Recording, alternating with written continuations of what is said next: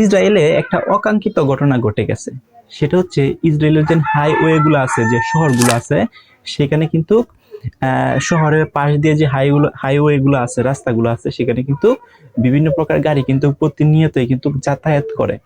তো হঠাৎ করে রিসেন্টলি ইসরায়েলে যে ঘটনাগুলো ঘটতেছে সেটা হচ্ছে হঠাৎ করেই গাড়ি যাচ্ছে, কিছু সংখ্যক গাড়ি হঠাৎ করে ব্রুম ব্রাস্ট হয়ে উড়ে যাচ্ছে এবং ধ্বংস হয়ে যাচ্ছে। সো হোয়াট হ্যাপেন, আসলে ঘটনাটা কি? ঘটনা হচ্ছে এই যে ইসরায়েলের যে গুরুত্বপূর্ণ রাস্তাগুলো আছে, এই রাস্তাগুলোর মধ্যে শুধুমাত্র একটা গাড়ির মধ্যে এরকম ঘটনা ঘটছে এরকম না, অসংখ্য গাড়ির মধ্যে কিন্তু একটু পর পর এরকম অসংখ্য গাড়ি যাচ্ছে, হঠাৎ করে ব্রুম ব্রাস্ট হয়ে গাড়িটি ধ্বংস হয়ে যাচ্ছে। সো ফার্স্ট অফ অল, প্রথমেই যে সময় ইসরায়েলের রাস্তা দিয়ে একটা মাইক্রোবাস যাচ্ছিল, সেখানে হঠাৎ করে একটা মাইক্রোবাস ব্রাস্ট হয়ে যায় বোমার আঘাতে। সো ব্রাস্ট হয়ে যাওয়ার পর ওইখানে কিন্তু লোক যারা ছিল বা জনসাধারণ যারা ছিল তারা কিন্তু আতঙ্ক হয়ে যায়। সেখানে কিন্তু জরুরি চিকিৎসক আসে, এরপরে জরুরি রেস্কিউ যে টিম আছে, প্রশাসন আছে, তারা কিন্তু ওইখানে আসে। আসার পর এটাকে একটা ব্যবস্থা নেয় এবং কি কারণে এটা হয়েছে এটা খতিয়ে দেখার চেষ্টা করতেছে। সো খতিয়ে দেখার চেষ্টা করার পর দেখছে সেখানে গাড়ির মধ্যে বুম রাখা ছিল, এই বুমের ব্লাস্টের কারণে কিন্তু এই ঘটনাগুলো ঘটছে। সো এই যে ঘটনাটা রেশ কাটতে না কাটতেই অন্য একটা শহরে অন্য একটা হাইওয়ের মধ্যে সেম কাহিনীটাই ঘটছে।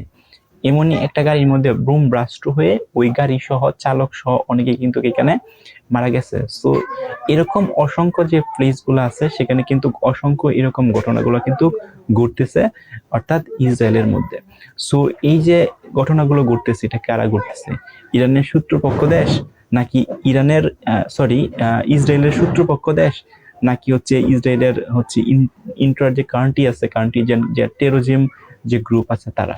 সো এটাকে কিন্তু এখনো নিশ্চিতভাবে বলা যাচ্ছে না যে এই যে ঘটনাগুলো ঘটতেছে বা হঠাৎ করে এই গাড়িগুলো ব্রুম ব্লাস্ট হয়ে নষ্ট হয়ে যাচ্ছে বা ব্রুম ব্লাস্ট হয়ে মানুষ মারা যাচ্ছে, এই ঘটনাগুলো কারা ঘটাচ্ছে? এটা কি ইসরায়েলের শত্রুপক্ষ দেশ অন্য কান্ট্রি ঘটাচ্ছে, না ইসরায়েলের যে ভিতরের টেরোরিজম গ্রুপ আছে তারা এই ঘটনাগুলো ঘটতেছে? তো প্রাথমিকভাবে ধারণা করা যাচ্ছে যে এই যে গাড়ির মধ্যে বুম ফিট করে রাখা এবং গাড়িগুলো হঠাৎ করে ধ্বংস হয়ে যাচ্ছে এবং বুম বাস্টিং হয়ে মানুষ মারা যাচ্ছে, এটা ইসরায়েলের নিজস্ব দেশের ভিতরে কিছু টেরোরিজম গ্রুপ আছে, তারা নিজেদের গ্রুপের মধ্যে এই সংঘর্ষটা করাচ্ছে এবং তারাই কিন্তু পরিকল্পনাভাবে এই গাড়ির উপরে বুমগুলা ফিট করে রাখতেছে এবং এইভাবে কিন্তু বুম ব্লাস্ট করাতেছে। সো ইসরায়েলের যে প্রশাসন আছে এগুলা কিন্তু খুবই স্ট্রংলি ভাবে এগুলোকে খতিয়ে দেখতেছে, যাতে করে এটার এগনিস্টে খুব দ্রুতই একটা সিদ্ধান্ত নেওয়া যায় এবং যারা এই ঘটনাগুলো ঘটতেছে তাদেরকে ধরার কিন্তু চেষ্টা করতেছে।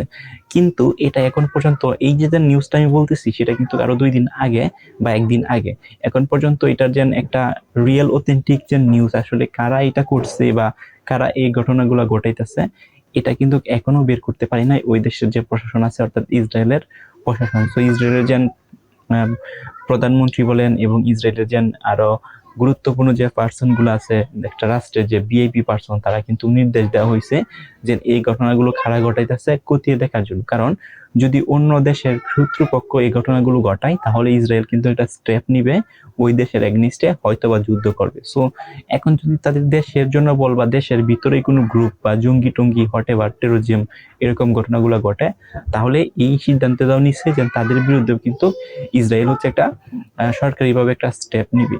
সো এখন সময়ের দাবি, এখনো পর্যন্ত বের করতে পারতেছে না যে আসলে এই যে ঘটনাগুলো একের পর এক ঘটছে, হঠাৎ করে গাড়ি ব্লাস্ট হয়ে যাচ্ছে, এইগুলো আর আসলে কে ঘটাইতেছে, এটা এখনো খতিয়ে দেখতেছে ইসরায়েলের প্রশাসন।